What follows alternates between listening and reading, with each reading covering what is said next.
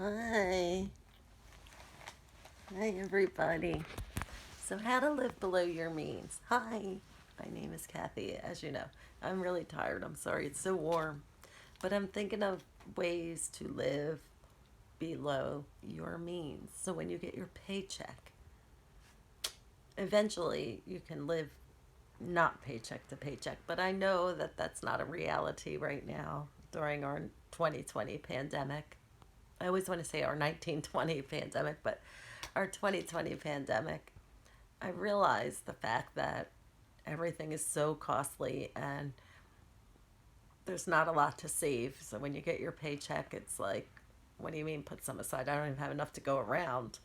However, if you could just save a little bit, $5, and put that aside.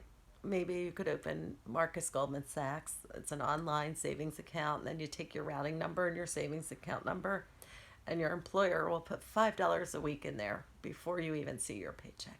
And it goes unnoticed. And just let it build up. I know you're not going to save some great big emergency fund, but it's a start, and a little start. And that's what you do. You plant the seed now and it blooms later.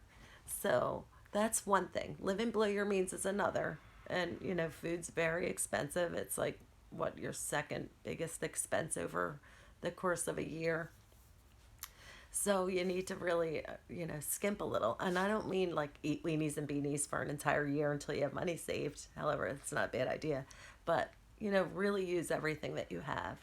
Like if you make a nice big dinner, you can maybe make a dinner that you can heat up the next day.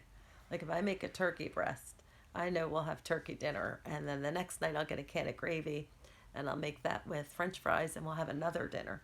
And then the leftovers from that, I'll make turkey sandwiches and we'll have lunch. So we'll get a good 2 to 3 meals out of every purchase if you possibly can. I know that's hard, but it's kind of fun. It's just kind of fun to be minimal and simple and live intentionally. And saving is really important. And the number one thing that I keep getting back to, the rule, and it's hard to do, is keeping a budget. And I don't mean a budget like, okay, I can spend this and then like I can't spend that, like a zero budget. Just just write down every single dollar that comes in and every single dollar that goes out. You can use your notes on your cell phone. It's hard to write everything down. I can't do it. Like what I do is just get a receipt every time and I just keep putting them in my pocket. And then it's Sunday night, I write down everything all at once. Like I don't write it each day, but as long as you're really keeping track, because can you imagine, like, and I've said this before, like a small business, large business, corporations just not keeping track, like something about that just opened your eyes to reality, and you're just not as eager to spend because you want to save it, and it's like, even just for a little while, you don't have to budget forever. There are a lot of tools online, but even just to start, like, and it's hard. It's not like I can do like, all right, I'm going to write down everything, but you have a basic idea of what you spend. And, there are ways to save on food. You don't have to be an extreme couponer or anything, but you can make, the most out of your food. Really get good containers that'll save it longer. Like a lot of your produce can last a lot longer if you invest in like really good containers. So there's like little things, and you just keep planting these little seeds until like you bloom, and then eventually you won't be living paycheck to paycheck. But it's still important to keep track, because when you're not paycheck to paycheck, it's easy to forget, because you're just like, whatever you need, you just go get.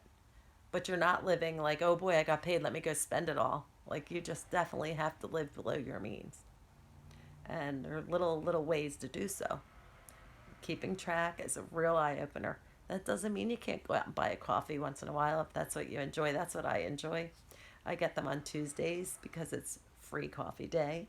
And so you take advantage of everybody's rewards and apps, and they have specials, and then you just like learn to get your coffee or latte on a day that you can, and then that way you look forward to it. I don't really go to like nail salons and everything, so like I do treat myself to coffees, but it is a big waste. If you wrote down what it costs to just buy a daily coffee and then add that up over the month and then over the year, you could go out and buy the nicest Keurig